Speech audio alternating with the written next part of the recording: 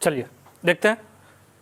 अच्छा इस पर एक माइनस छूट गया, ये minus E dot D are होता है, माइनस लगा लीजिएगा तो यहाँ आ जाएगा माइनस एक्स वाई प्लस सी, माइनस इसमें लगा लीजिएगा क्योंकि डी वी इक्वल टू जो होता है minus E dot D are होता है, ठीक है, तो माइनस लगा लीजिए। चलिए इसको मिटाते हैं। चलिए क्योंकि इलेक्ट्रिक फील्ड के द्वारा जो वर्क होता है उसमें माइनस लगाते हैं, तो D V equal to minus E dot D R, D V equal to minus E dot D R, क्योंकि इलेक्ट्रिक फील्ड के द्वारा जो वर्क होता है वो माइनस करते हैं, माइनस डब्ल्यू फील्ड के द्वारा जो होता है वो पोटेंशियल आता है, वो पोटेंशियल आता है। चलिए कोई बात नहीं, उसमें माइनस लगा लीजिए। चलिए हेडिंग डालेंगे, हेडिंग डालेंगे रिलेशन बिटवीन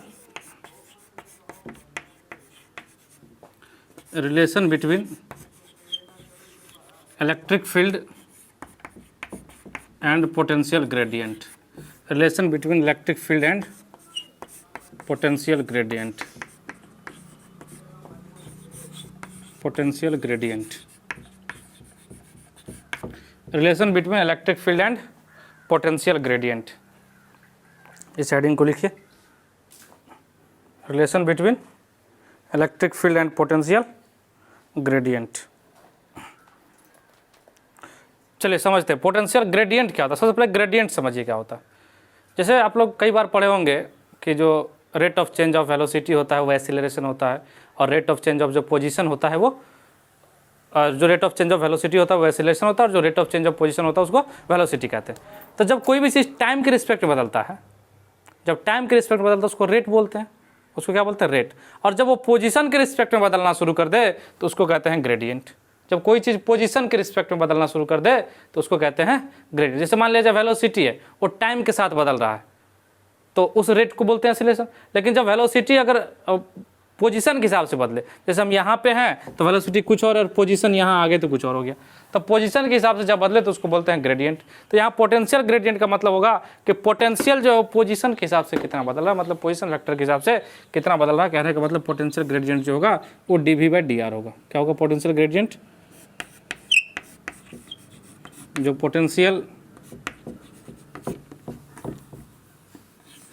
पोटेंशियल ग्रेडियंट होगा, ये ग्रेडियंट है, वो हो जाएगा D V by D R, वो होता है D V by D R. तो हमको इसी D V by D R में और इलेक्ट्रिक फील्ड में रिलेशन बताना है। तो अपने पास जो इक्वेशन है वो डी वी इक्वल टू है minus E dot D R, minus E dot D R, minus E dot D are. चलिए अगर इसको लिखेंगे ई डॉट डी आर को, तो वैसे तो ये ई डी आर कॉस थीटा हो जाएगा, ठीक है। मान लेते हैं कि दोनों के बीच का ई और डी आर के बीच का एंगल जो है वो 0 डिग्री है, एंगल जो है वो 0 डिग्री है। इसको लिख लीजिए, या अगर ई डॉट डी आर लिखेंगे तो डी वी इक्वल टू क्या हो जाएगा, अगर 0 नहीं भी मानते तो E d r cos theta, E d r cos theta. अगर 0 नहीं भी मानते हैं तो E d r cos theta. तो D V by D R क्या हो जाएगा, D V by D R क्या हो जाएगा, minus of E cos theta, minus of E cos theta. तो यही आपका है पोटेंशियल ग्रेडियंट। ये जो D V by D R है यही आपका क्या है, पोटेंशियल ग्रेडियंट, यही आपका पोटेंशियल ग्रेडियंट। और थीटा जो है angle between E and R, angle between E and R, मतलब जो इलेक्ट्रिक फील्ड और जो पोजीशन वेक्टर है उस दोनों के बीच का एंगल है। इसको लिख लीजिए, इसको लिख लीजिए जल्दी से।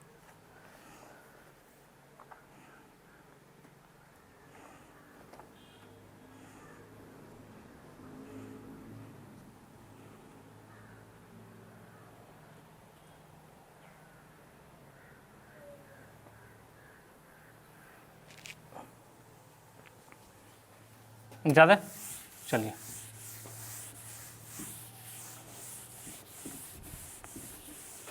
कहने का मतलब ये हुआ कि E cos theta equals to, ये माइनस है यहाँ पे, E cos theta equals to minus of D V by D R, E cos theta equals to minus of D V by D R. If theta equals to 0 degree if theta equals to 0 degree तो E का value maximum होगा। अगर theta 0 लिखेंगे तो cos 0 क्या हो जाएगा, 1 हो जाएगा। तो ई इक्वल्स टू क्या हो जाएगा, minus D V by D R, minus D V by D R. ये ई का मैक्सिमम वैल्यू है, ये क्या है मैक्सिमम वैल्यू, ये क्या है मैक्सिमम वैल्यू।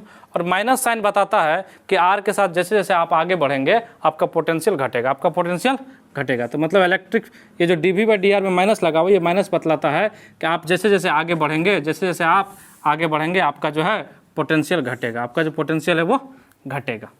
इसको लिख लीजिए। तो इसको देख के क्या पता चल रहा है, ये ई मैक्सिमम है, E equals to minus D V. इसको देख के क्या पता चल रहा है कि डायरेक्शन ऑफ इलेक्ट्रिक फील्ड, यहाँ लिख देते हैं, इसको देख के यही पता चल रहा है कि direction of electric field, direction of electric field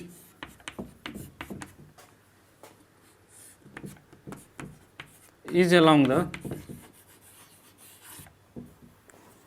the decreasing potential,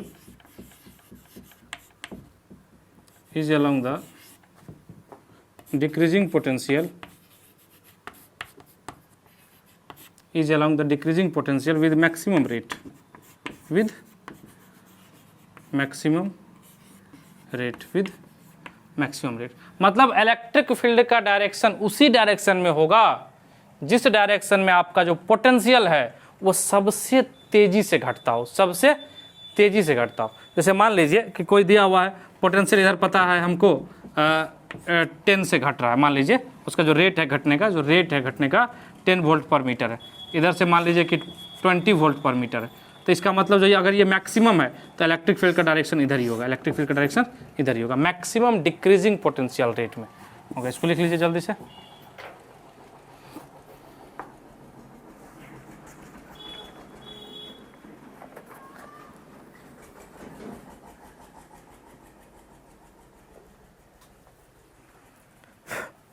एक दो एग्जाम्पल करते हैं, चलिए।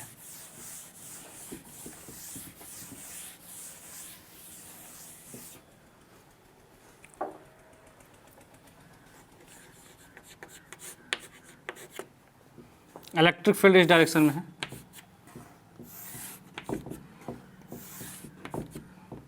इलेक्ट्रिक फील्ड इस डायरेक्शन में 3 पॉइंट है, यहाँ पे ए है, यहाँ पे बी है, यहाँ पे सी है। आपको बताना है potential at A, potential at B and potential at C में ऑर्डर बताना है, मतलब कौन ज़्यादा होगा उसके बाद कौन होगा, उसके बाद कौन होगा। V A V B V C में आपको ऑर्डर बताना है।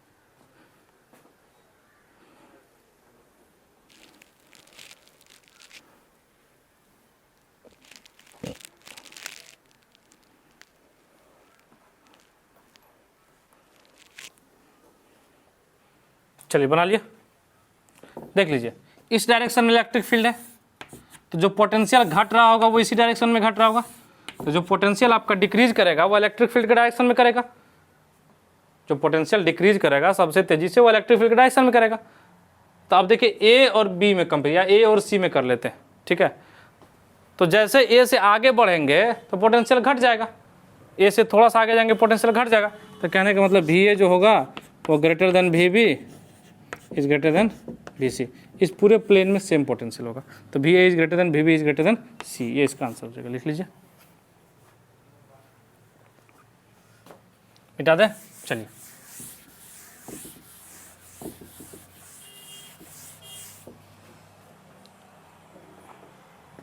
लिखेंगे छोटा सा एक heading, if potential is given in the function of,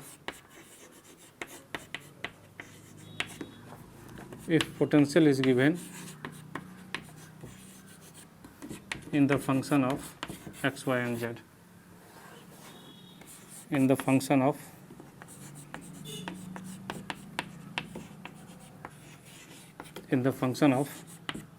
x, y and z, मतलब यदि पोटेंशियल आपको x, y, z के रूप में दिया हुआ है, यानी जब पोटेंशियल आपको x, y और z के टर्म में दिया हुआ है तो आप यहाँ से इलेक्ट्रिक फील्ड कैसे निकालेंगे, यहाँ से आप इलेक्ट्रिक फील्ड कैसे निकालेंगे तो समझिएगा।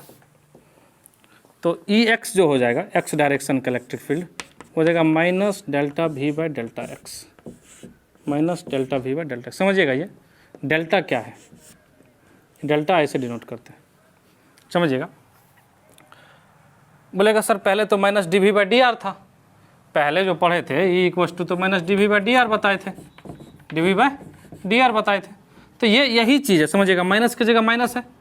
अब देखिए एक्स डायरेक्शन का निकाल रहे हैं, इलेक्ट्रिक फील्ड जो है वो एक्स डायरेक्शन का निकाल रहे हैं, तो डी आर की जगह क्या आ जाएगा, डी एक्स आ जाएगा। ठीक है, अब देखिए ये जो delta V by delta x है, ये वी का पार्शियल डिफ्रेंसिएशन है विद रिस्पेक्ट टू एक्स, ये पोटेंशियल का पार्शियल डिफ्रेंसिएशन है विद रिस्पेक्ट टू एक्स। और पार्शियल डिफ्रेंसिएशन होता है कि जब आप एक्स के रिस्पेक्ट में पार्शियल डिफ्रेंसिएशन कर रहे होंगे तो उस समय वाई और जेड को कांस्टेंट मानेंगे, और जब वाई के रिस्पेक्ट में कर रहे होंगे तो उस समय एक्स और जेड को कांस्टेंट मानेंगे, उस समय एक्स और जेड को कांस्टेंट मानेंगे। तो जब ई एक्स, इसीलिए पार्शियल यूज किया जाता है, पार्शियल का मतलब ही हो जाता है कि वाई और जेड इसमें कांस्टेंट होगा, एक्स के रिस्पेक्ट में कर रहे हैं ना तो Y and Z are constant, Y and Z are constant. जैसे करेंगे minus delta Y delta V by delta X तो Y and Z are constant, Y and Z constant. इसमें वाई और जेड को कांस्टेंट ट्रीट करना है। Partial differentiation में यही होता है कि जिसके रिस्पेक्ट में कर रहे हो उसको छोड़ के बाकी सब चीज़ को कांस्टेंट मानना है। ठीक है, जैसे यहाँ वेरिएबल तो तीनों एक्स वाई जेड, लेकिन जब पार्शियल कर रहे हैं ना तो वाई और जेड भी कांस्टेंट की तरह ट्रीट करेंगे इसको भी। इसी तरह निकल जाएगा ई वाई, क्या निकल जाएगा, minus delta V by delta Y, ये पार्शियल डेरिवेटिव है, ये पार्शियल डेरिवेटिव। तो इस बार क्या हो जाएगा, X and Z constant, X and Z constant. चलिए ई जेड क्या हो जाएगा,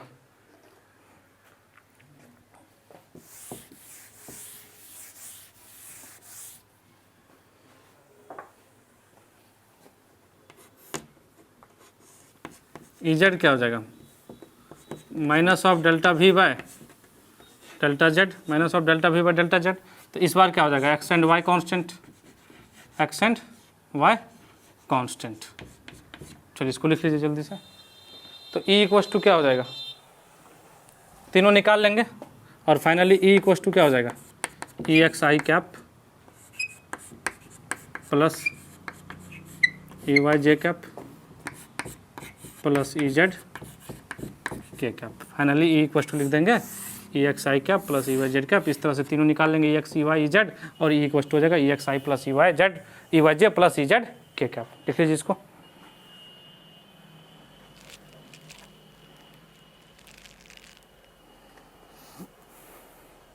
लिख लिए।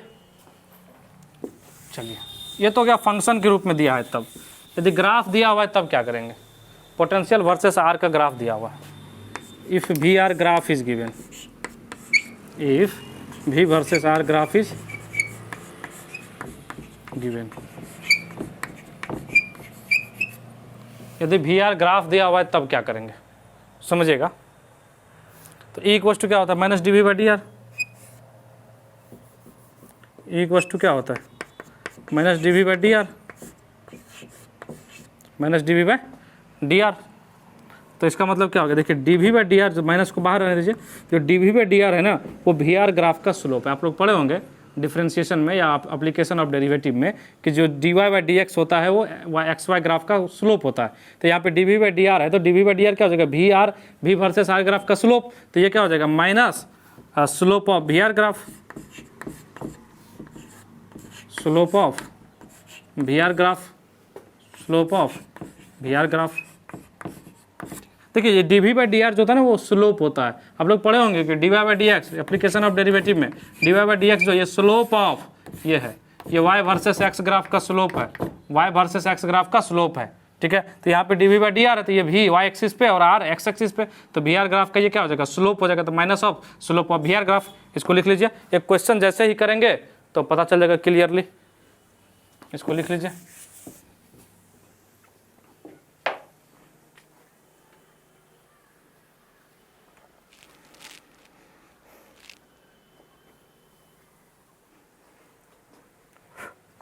लिख लीजिए इसको।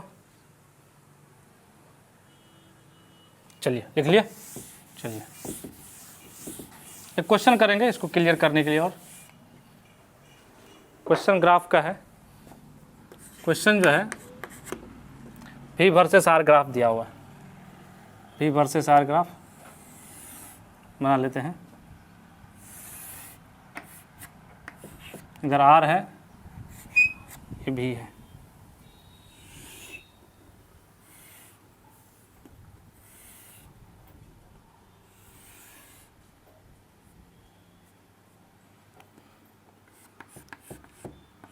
ये 2 है, ये 4 है, ये 6 है, और ये जो है 10 है, ये जो है 10 है। 2 है, 4 है, 6 है, 10 है। जो R है वो ये जो है V जो है ये वोल्टेज में, वोल्ट में है। ये किस में है? वोल्ट में। और जो R जो है वो है सेंटीमीटर में। तो आपको ER ग्राफ खींचना है। Sketch the graph E versus R। Sketch the graph E versus R। तो V वर्सेस R ग्राफ दिया हुआ है और आपको जो ग्राफ खींचना है E वर्सेस R खींचना है।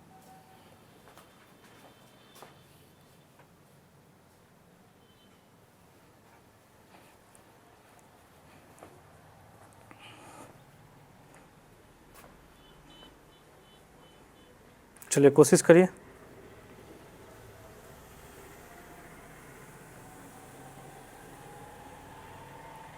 चलिए देख लेते हैं।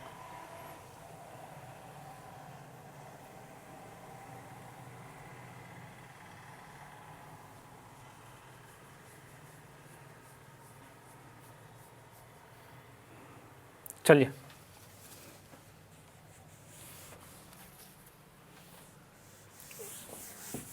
देखते हैं कैसे बनेगा सॉल्यूशन।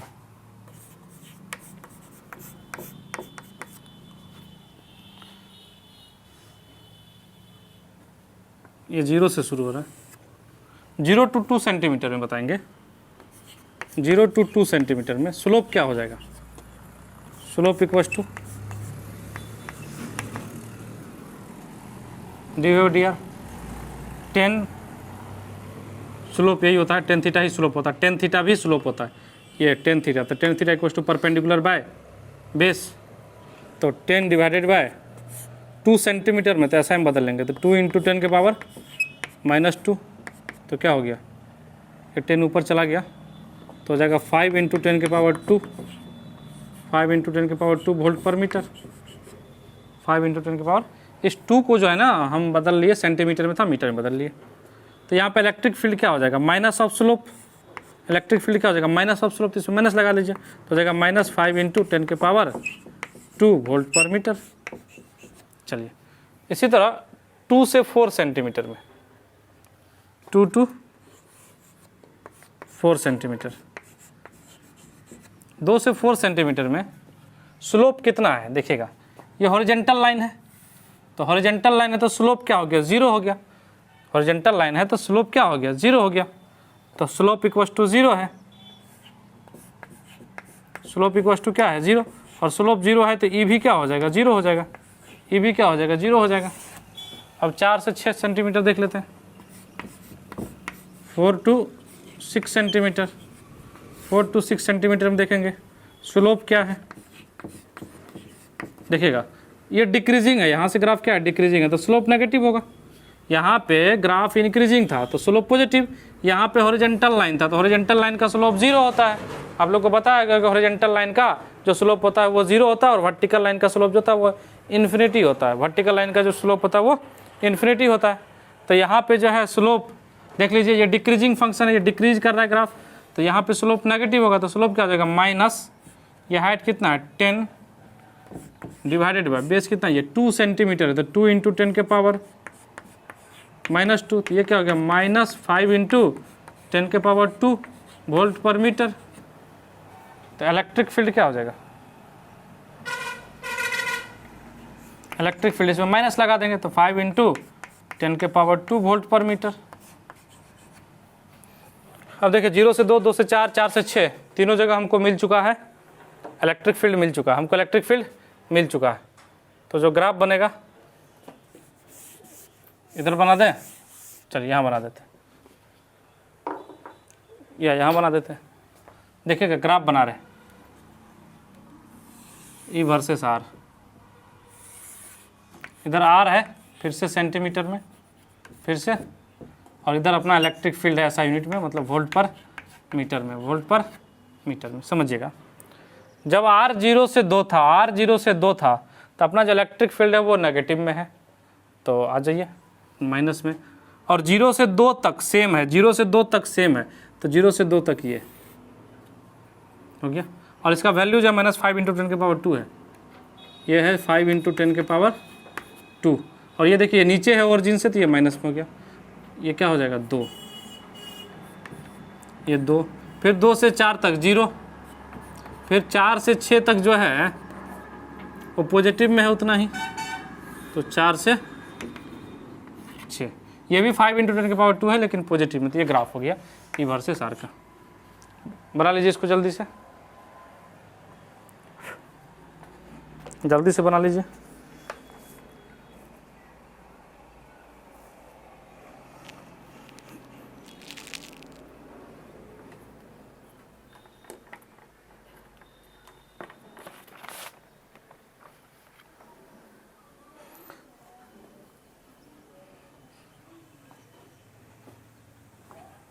बना लीजिए जल्दी से, बना लिए। चलिए अब जो है आगे थ्योरी नहीं पढ़ेंगे आज, एक दो जो है क्वेश्चन करते हैं, एक दो स्टैंडर्ड क्वेश्चन करते हैं जो अभी तक पढ़े हैं, ठीक है। चलिए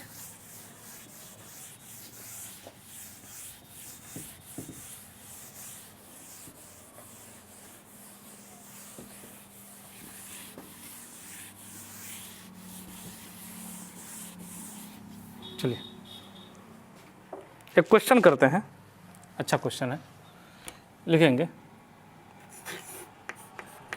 question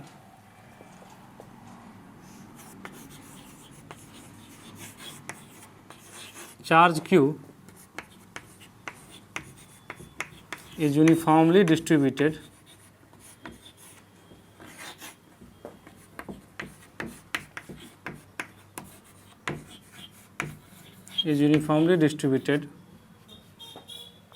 on a ring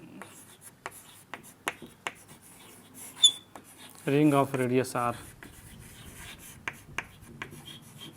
on a ring of radius r. Find the tension in the ring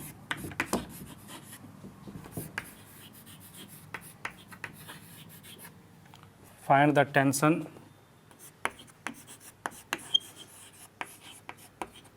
in the ring if a charge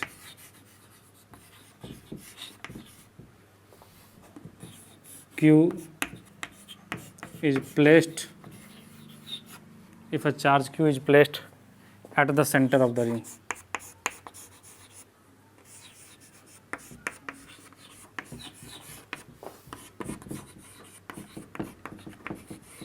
बनाइए, कोशिश करिए।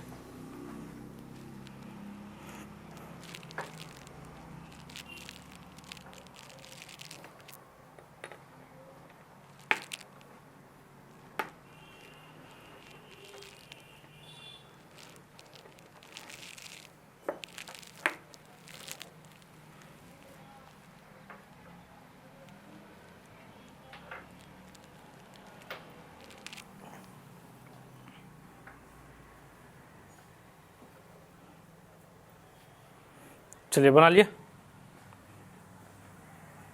बनाइए आराम से, कोई दिक्कत नहीं है।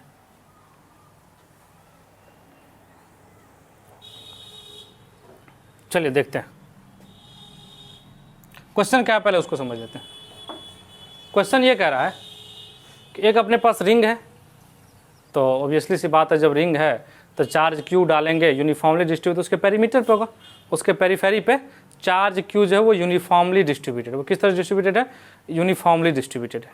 अब क्या किया गया है, उस रिंग के सेंटर पे एक स्मॉल चार्ज Q रखा गया है, स्मॉल चार्ज Q रखा, तो बोला गया है कि उस, अब देखिए दोनों पॉजिटिव चार्ज है, पेरीफेरी पे भी पॉजिटिव चार्ज और सेंटर पे भी पॉजिटिव चार्ज, दोनों एक दूसरे को रिपेल करेगा, तो रिपेल करेगा तो रिंग के पेरीफेरी में जो पेरीमीटर उसमें टेंशन क्रिएट होगा, तो वही टेंशन बताना है कि वो टेंशन कितना है। चलिए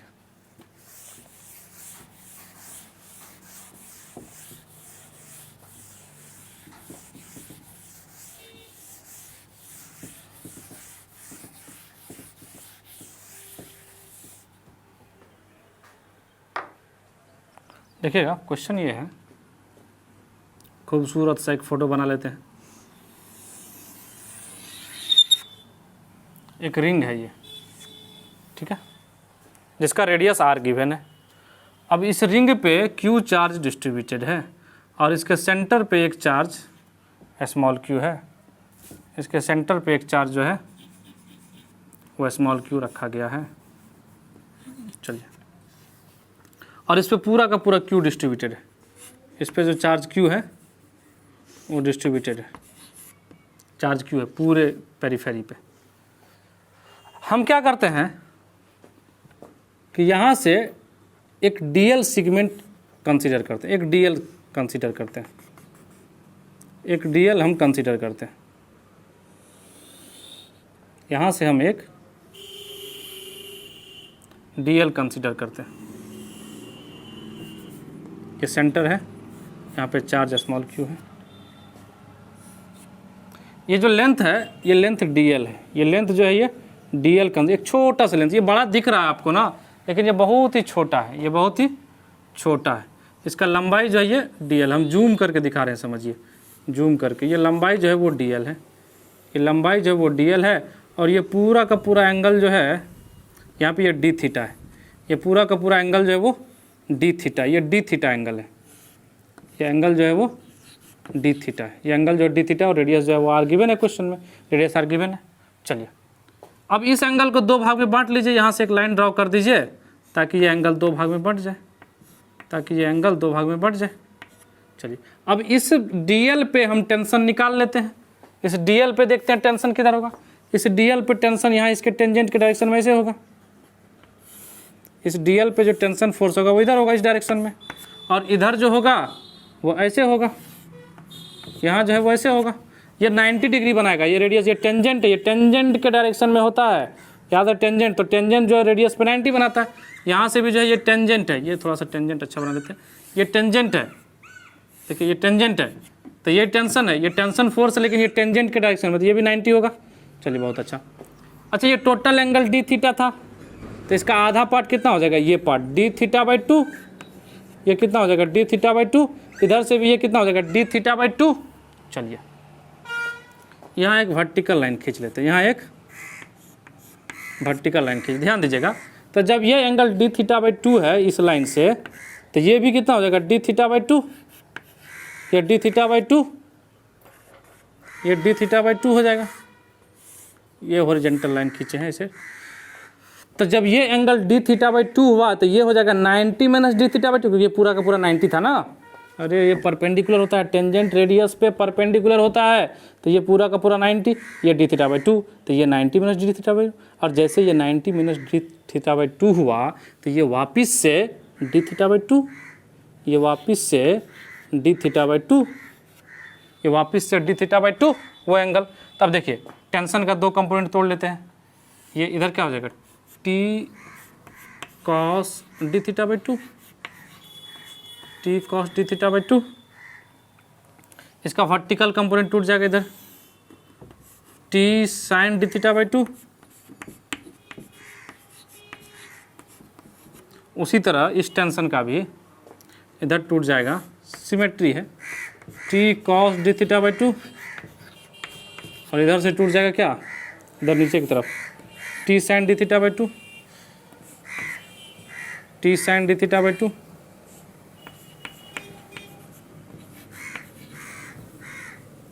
D theta by 2, t sine D theta by 2।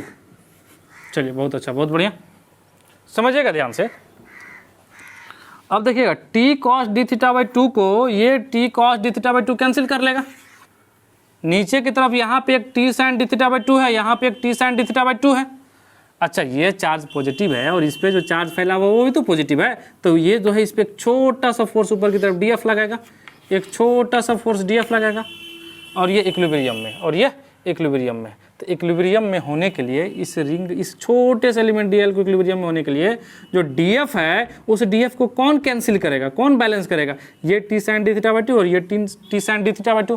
कहने का मतलब इस डीएफ को जो कैंसिल करेगा वो ये 2t sign D theta by 2 करेगा, तभी तो ये इक्विलिब्रियम में आएगा, ये छोटा सा एलिमेंट जो है। ठीक है, तो देख लेते हैं इस छोटे से एलिमेंट पे चार्ज कितना होगा। इस छोटे से एलिमेंट पे चार्ज कितना होगा। तो चार्ज देख लेते हैं। देखिए 2 पाई आर पेरीफेरी में 2 पाई आर लंबाई में चार्ज कितना था Q, तो यूनिट लंबाई में कितना हो जाएगा Q/2 pi r, 2 pi are.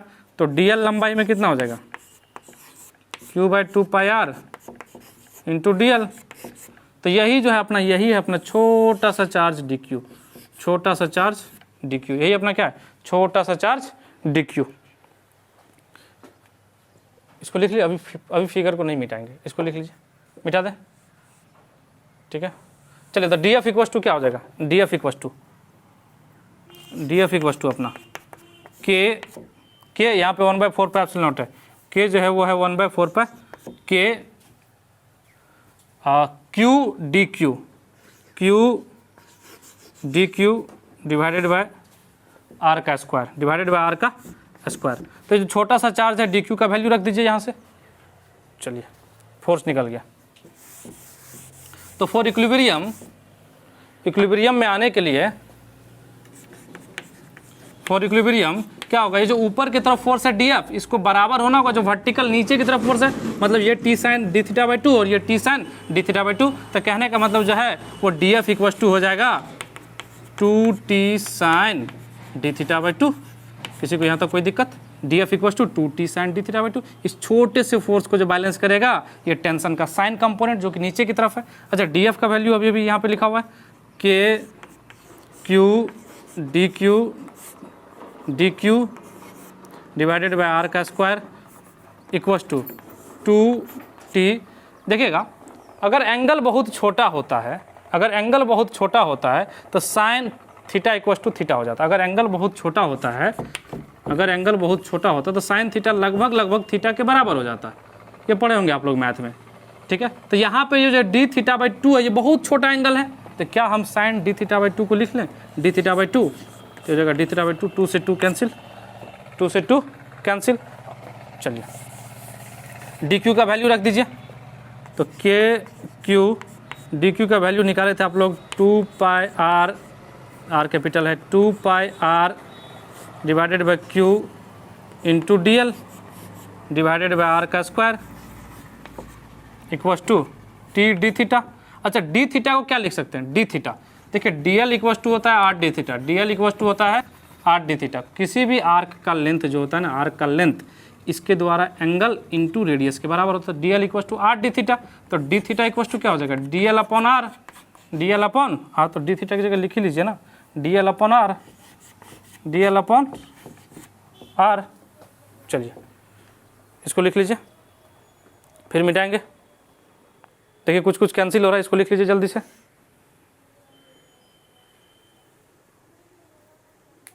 यहाँ पे उल्टा हो रहा है, इसको q upon 2 pi r. dq का वैल्यू कितना आया था q अपॉन 2 पाई आर, इसका वैल्यू कितना आया था q upon 2 pi r, q upon 2 pi r. ये 2 पाई आर पर q नहीं, q अपॉन 2 पाई आर। चलिए लिख लीजिए इसको, जो नहीं लिख पाए वो पॉज करके लिख लीजिए, जो नहीं लिख पाए हैं वो पॉज करके लिख लीजिए। देखिएगा ध्यान से, इस r से ये r कैंसिल हो जाएगा, इस dl से ये dl कैंसिल हो जाएगा, तो इधर क्या बचेगा k q divided by 2 pi r square equal to tension. k का वैल्यू जानते हैं 1/4 पाई एप्सिलॉन नॉट होता है, 1/4 पाई एप्सिलॉन नॉट होता है। k की जगह रखेंगे 1/4 पाई एप्सिलॉन नॉट q यहाँ पे है 2 pi r square equal to tension. तो टेंशन इक्वल टू कितना हो गया q divided by 8 pi square epsilon naught r square. ये रहा आपका आंसर, इसको लिख लीजिए, जल्दी से लिख लीजिए इसको।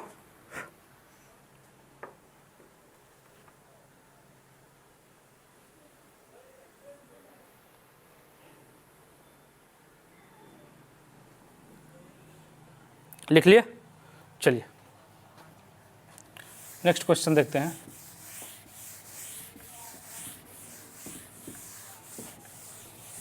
इसको लिख लीजिए, नेक्स्ट क्वेश्चन देखते हैं। नेक्स्ट क्वेश्चन देखते हैं।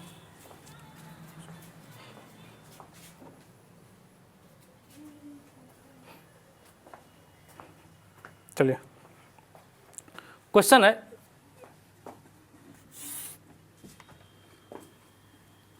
यहाँ पे a,0 है इसका कोऑर्डिनेट, इसका कोऑर्डिनेट -a,0 है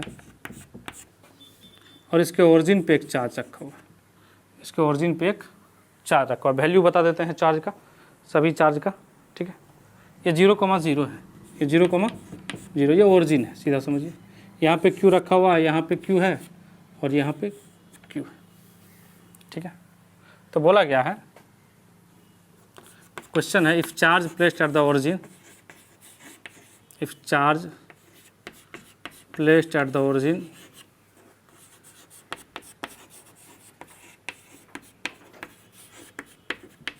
is slightly displaced,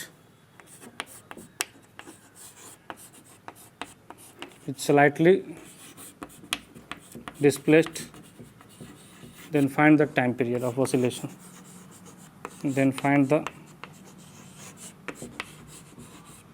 time period of oscillation.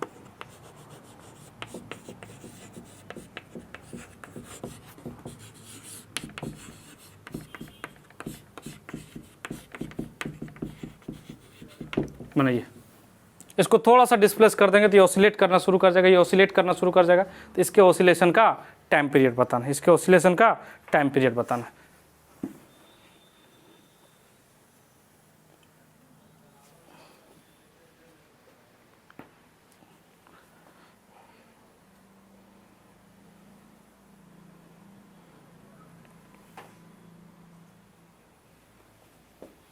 चलिए देखते हैं।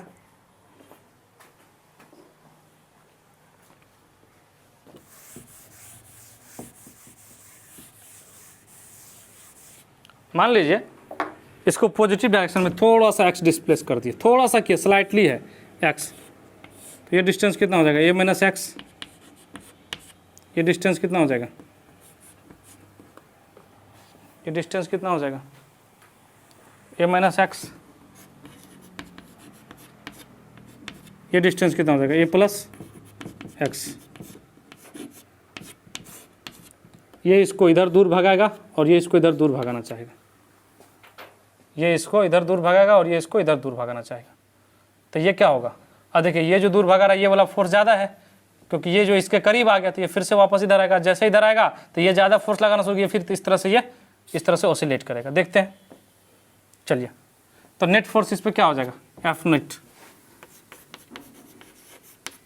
देखिए ये फोर्स पॉजिटिव डायरेक्शन में तो इसको पॉजिटिव लेंगे, ये फोर्स नेगेटिव डायरेक्शन में तो इसको नेगेटिव लेंगे, तो इसको पॉजिटिव मान, ये किसके द्वारा, इसके द्वारा। तो क्या हो जाएगा, के Q Q divided by A plus x का होल स्क्वायर, ए प्लस एक्स का होल स्क्वायर माइनस माइनस, ये माइनस डायरेक्शन में, तो के Q Q divided by A minus x का होल स्क्वायर। के क्यू क्यू कॉमन ले लीजिए, अंदर में एलसीएम क्या हो जाएगा, ए प्लस एक्स का होल स्क्वायर, ए प्लस एक्स का whole square into a minus x का होल स्क्वायर। चलिए, तो यहाँ क्या बच जाएगा, ए प्लस एक्स का होल स्क्वायर से कैंसिल हो, ए माइनस एक्स का whole square minus of a plus x का होल स्क्वायर, यही बनेगा। चलिए सॉल्व करिए, ये है a plus b into a minus b, अब पूरे का स्क्वायर, तो ये क्या हो जाएगा, a square minus b square फिर पूरे का स्क्वायर। यहाँ पे देखेंगे ए प्लस बी का ए माइनस बी का whole square, A square plus X square minus 2ax। चलिए यहाँ पे क्या हो जाएगा, minus A square plus X square plus 2ax, तो जो ए स्क्वायर और एक्स स्क्वायर वाला टर्म है वो कैंसिल हो जाएगा, इसको लिख देते हैं, क्या हो जाएगा, कैंसिल हो जाएगा। तो यहाँ पे क्या बच जाएगा, इसको जब सॉल्व करेंगे तो एफ नेट इक्वल टू क्या हो जाएगा, के क्यू क्यू, इसको खोल लीजिएगा ज़्यादा दिक्कत होगा तो, ऊपर में बच जाएगा -4ax, ऊपर में हो जाएगा -4x और नीचे में हो जाएगा a square minus x square पूरे का square, A square minus x square पूरे का स्क्वायर। चलिए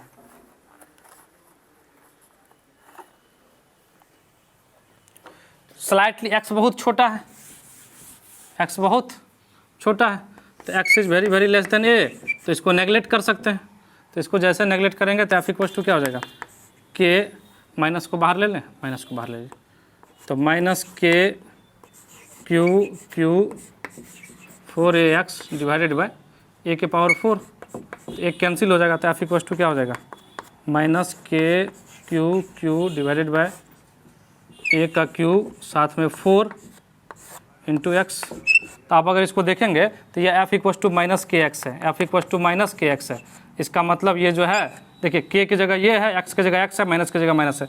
कहने का मतलब ये SHM है। ये क्या है, SHM, मतलब ये सिंपल हार्मोनिक मोशन शो करेगा, ये सिंपल SHM शो करेगा। Simple harmonic motion f equals to minus k x जो होता है वो SHM का स्टैंडर्ड इक्वेशन होता है। ठीक है, x अगर फोर्स डिस्प्लेसमेंट के इन्वर्स माइनस के साथ डायरेक्टली प्रोपोर्शनल हो जाए तो वो होता है SHM। तो f equals to minus k x, k के बदले में क्या आ गया अपने पास, k इक्वल्स टू क्या आ गया, अब इसको मिटा दें, चलिए मिटा देते हैं। k इक्वल्स टू क्या आ गया, k इक्वल्स टू ध्यान से देखिएगा, माइनस की जगह माइनस, x की जगह x है, k की जगह क्या है 4kq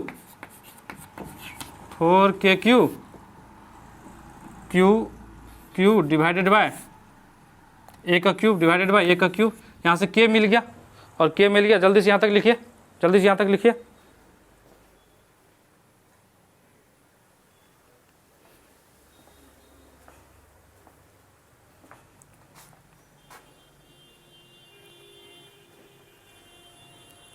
चलिए, तो टाइम पीरियड बराबर क्या होता है, SHM के लिए टाइम पीरियड वाला आप लोग पढ़े होंगे क्लास 11 में। t इक्वल्स टू होता है t equals to 2 pi under root m by k, t equals to 2 pi under root m by